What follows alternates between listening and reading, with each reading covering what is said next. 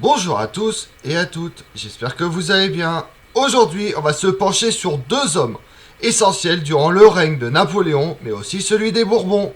En 1792, Fouché s'engage activement dans la Révolution, au moment où Talleyrand s'en éloigne.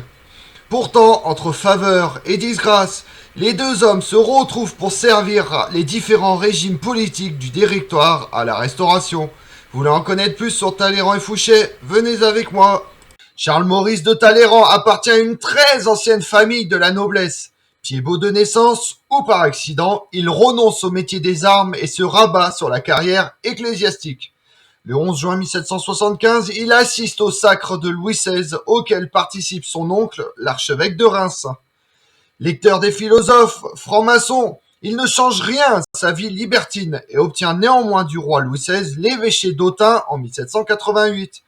Député du clergé aux États généraux de 1789, il rompt avec l'Église. Bien que favorable à la Révolution, Talleyrand demande à être envoyé en Angleterre en 1792. Il peut ainsi échapper à la terreur mise en place par Robespierre. Compromis dans des affaires de corruption, il démissionne et s'exile aux États-Unis de 1794 à 1796. De retour en France, il est nommé ministre des Relations extérieures du Directoire. En 1797, proche de Napoléon Bonaparte, il retrouve son ministère après le coup d'État du 18 Brumaire.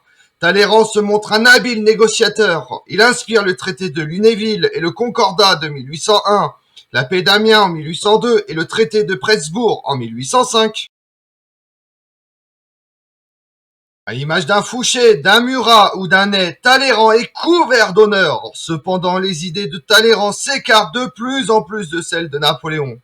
Lors de l'entrevue d'Erfurt, septembre-octobre 1808, il s'engage en cachette avec le tsar Alexandre Ier à contrecarrer Napoléon dans ses visées hégémoniques. Napoléon ignore le double jeu de son ministre. Sa colère éclate pourtant lorsqu'en Espagne il apprend les intrigues de Talleyrand et de Fouché à propos de sa succession au trône. Rentré aux Tuileries, il abreuve d'injures Talleyrand, prince de Bénévent, en une scène fameuse où l'empereur s'exprime à Talleyrand. Vous êtes un voleur, un lâche, un homme sans foi. Vous ne croyez pas à Dieu, vous avez toute votre vie manqué à vos devoirs. Vous avez trompé, trahi tout le monde. Tenez, monsieur, vous n'êtes que de la merde dans un bas de soie. Après avoir vendu ses services au tsar Alexandre Ier et à l'empereur d'Autriche François Ier, Talleyrand parvient à se faire nommer chef du gouvernement provisoire en 1814.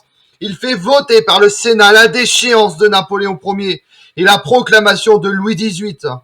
Ministre des Affaires étrangères sous la première Restauration, il joue un rôle essentiel au congrès de Vienne entre 1814 et 1815. Sous Charles X, frère de Louis XVIII, les ultra-royalistes obtiennent sa démission. Talleyrand se retrouve dans l'opposition et soutient le futur Louis-Philippe. Il fait de lui son ambassadeur à Londres. À cette époque, le problème le plus brûlant est celui de l'indépendance belge. La France et l'Angleterre le résolvent de concert et l'on voit à Bruxelles l'avènement de Léopold Ier qui va épouser la fille de Louis-Philippe. Le dernier acte diplomatique de Talleyrand est le 22 avril 1834, la signature de la quadruple alliance entre la France, l'Angleterre, l'Espagne et le Portugal. Fils d'un officier de marine, Joseph Fouché enseigne comme professeur de sciences dans différents collèges à partir de 1782. Après avoir été successivement professeur à Saumur, à Vendôme, à Juilly et enfin à Arras, où il fait la connaissance de Robespierre, Fouché revient à Nantes. Contrairement à Talleyrand, Fouché devient député de la Loire-Inférieure de la Convention en 1792, où il siège avec les montagnards et vote la mort du roi Louis XVI. Il est propagandiste ardent de l'esprit révolutionnaire, organisant la garde nationale à Nantes, recrutant des volontaires contre les Vendéens, réprime l'insurrection royaliste de Lyon en faisant tirer au canon sur la foule. Désavoué par Robespierre, il contribue à la chute de ce dernier. Représentant du Directoire en République cisalpine, puis en Hollande, il devient ministre de la police, arrête les directeurs lors du coup d'État du 18 Brumaire. Le général Bonaparte lui conserve son ministère qu'il réorganise, cumulant la direction de la police et celle de la gendarmerie. Lors de l'attentat de la rue Saint-Nicèze en 1800, Il prouve qu'il est le fait des royalistes alors que Napoléon Bonaparte a fait arrêter et déporter des républicains. Inquiet de sa puissance, Bonaparte supprime son ministère en 1802, mais le laisse devenir sénateur. Un nouveau ministre de la police en 1804 sous l'Empire, Fouché devient comte d'Empire en 1808, duc d'Otrante en 1809. Ayant entamé des pourparlers secrets avec la Grande-Bretagne, il est disgracié en 1810, puis nommé gouverneur des provinces illyriennes en 1813. Avec Murat et Talleyrand, il tourne le dos à l'empereur en 1814 et se trouve à Paris pour offrir au comte d'Artois, le futur Charles X, la lieutenance générale du royaume de France. Soupçonné de comploter avec les républicains durant la première restauration, il retrouve le ministère de la police lors des 100 jours. Tout en ménageant les royalistes, le 9 juillet 1815, il devient ministre de Louis XVIII. Mais en 1816, il doit s'exiler pour avoir voté la mort de Louis XVI pendant la Révolution.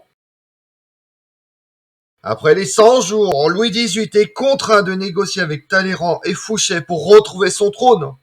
Le fidèle royaliste qu'est Chateaubriand enrage. Un roi dont la famille règne sur la France depuis Hugues Capet se retrouve face à deux individus sans scrupules, qui ont servi tous les régimes en place depuis 20 ans. Dans ses mémoires d'outre-tombe, il dresse de Talleyrand et Fouché le portrait d'un couple infernal en politique.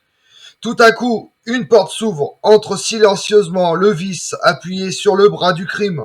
Monsieur de Talleyrand marchant soutenu par monsieur Fouché, la vision infernale passe lentement devant moi, pénètre dans le cabinet du roi et disparaît. Comme on l'a vu, les deux figures de Talleyrand et Fouché sont indissociables des événements qui se déroulent en France. Différents lors de la Révolution, ils trouvent une trajectoire commune sous l'Empire et la Restauration, pour terminer en tant que maître du jeu politique après les 100 jours.